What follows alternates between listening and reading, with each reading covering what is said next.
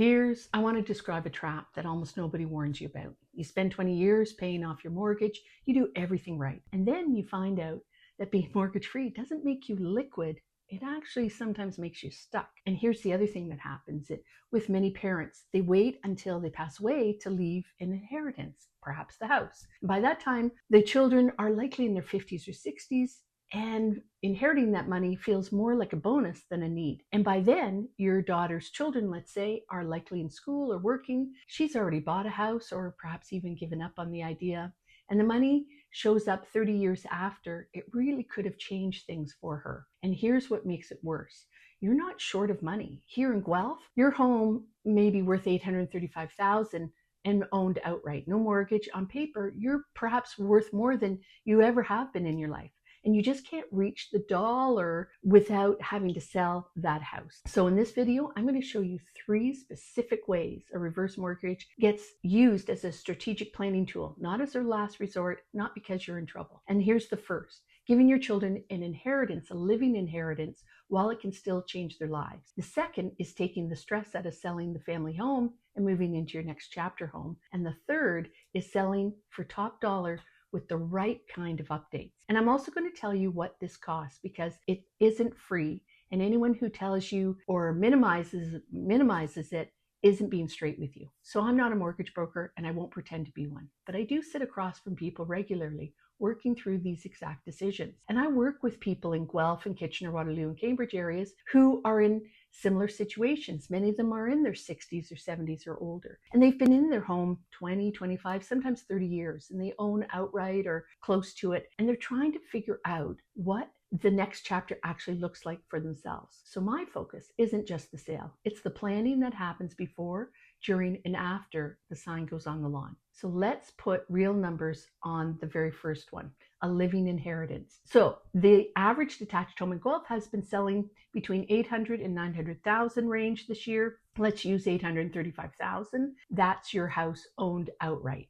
Now, imagine your daughter or son is trying to buy something for their own family. And there's a $750,000 freehold townhome in Cambridge that would be perfect for them. However, to buy it, they need $150,000 in cash, and this covers the deposit, land transfer tax, lawyer fees, and moving expenses. So where does your adult child get the $150,000 if they don't already have it? Well, say they put $1,000 a month away. That's a real stretch for many working people these days, but let's say they do that. And let's also say they manage to do that 10 months of the year, because November and December get swallowed up by Christmas. So that's $10,000 a year to reach $150,000. They need 15 years. 15 years. And that $750,000 house won't cost that amount by then. The target keeps moving away from them while they save. Now also imagine instead that you draw $150,000 against your $835,000 home. That's about 18% of its value. Canadian reverse mortgages can go up to 55% depending on your age and your property. So this is a relatively small draw. And that money comes to you tax-free. It's borrowed money, not income. It doesn't touch your taxable income, and it doesn't claw back your OAS or your CPP. You stay in your home and you make no monthly payments on it. Then you gift your children the $150,000. Here in Canada, there's no gift tax. They sign a standard gift letter for their lender confirming that it's a gift and not a loan, and that's very routine. And look at where the family sits now. You still own your home. They now own a $750,000 home, and they have something that they can build some wealth from. And that's just together $1.6 million in property instead of just your $835,000. And they got the help while they were still raising their family and could use it. Now here's the second way. It has nothing to do with your children. This one is actually all about you. It takes some planning ahead of time, and it will help you reduce the stress of finding the necessary deposit money to buy that next property. So you're in your 2-story home, and there are lots of signs that the house isn't the right fit for your lifestyle or health needs. After much discussion and periodic looking at homes on realtor.ca, you decide it's time to begin the process of moving your lifestyle to something that's a better fit for you now and into the future. To buy your next home, you need a deposit. You could rearrange your investments and take out perhaps $50,000 to $70,000.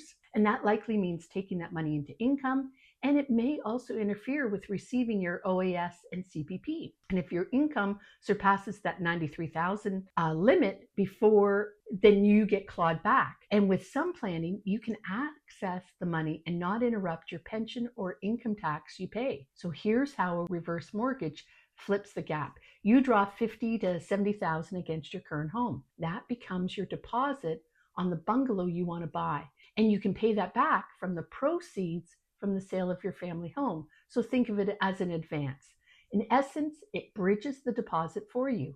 You access some of the proceeds from the sale of your home before closing day. Now, the other part of this is you can arrange this money and have it sitting in an account that's very accessible. And that's really key. And you can also take your time finding the right house. Now you don't have to time accessing your investment money to scrap together that deposit. Here in Ontario, a deposit is due 24 hours after an offer has been accepted, unless otherwise stated in the offer. So as a buyer, if you don't do that, you're in breach of your contract if the deposit isn't received on time. And that's a situation you absolutely don't want to face. So then the loan gets paid off in full out of the proceeds of your house. But here's where it falls apart. It doesn't happen in a few days.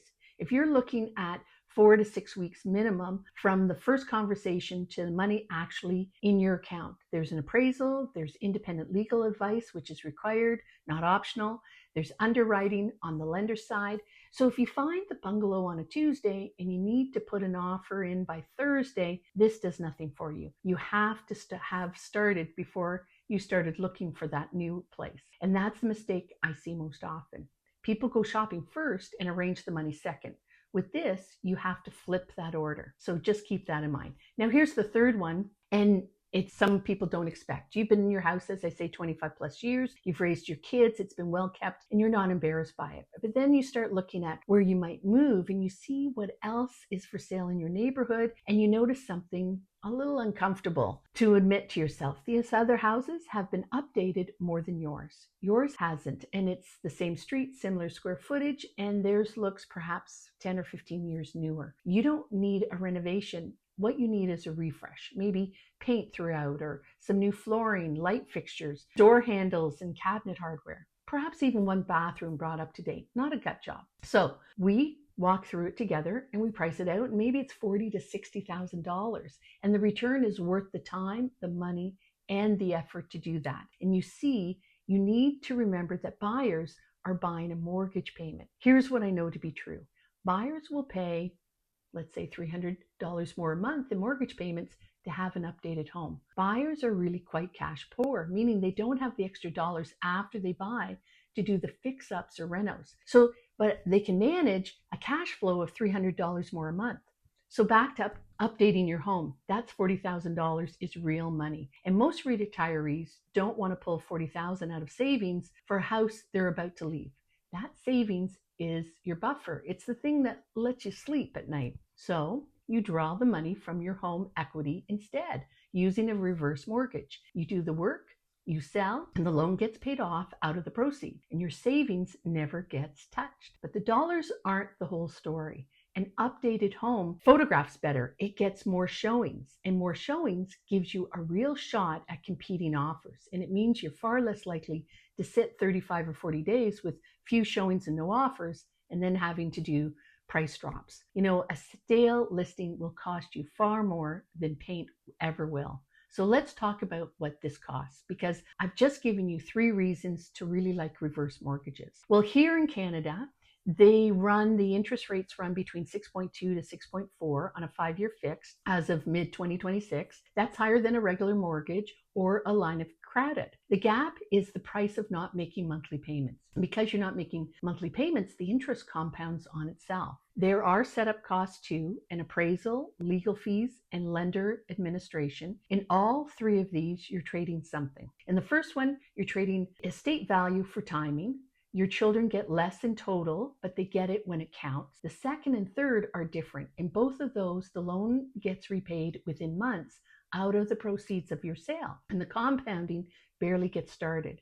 Short and planned is not the same thing as long and desperate. So if you can qualify for a home equity line of credit and carry the payments, that's usually cheaper. And this becomes the right tool when you can't qualify or when monthly payments isn't something you really want to have hanging over you. Or maybe it disrupts your Canada pension incomes and your income tax you'll have to pay when cashing in investments. So here's two questions that come up every single time. Will I lose my home? No. As long as you keep your property taxes paid, your insurance current, and the place, relatively maintained, you can't be forced out. And if you have a spouse, the loan only comes due when the last of you leaves the home. Now, what if the loan grows bigger than the house is worth? Well, every Canadian reverse mortgage carries what's called a no negative equity guarantee. So what you owe on the due date will never be more than the fair market value of your home. If there's a shortfall,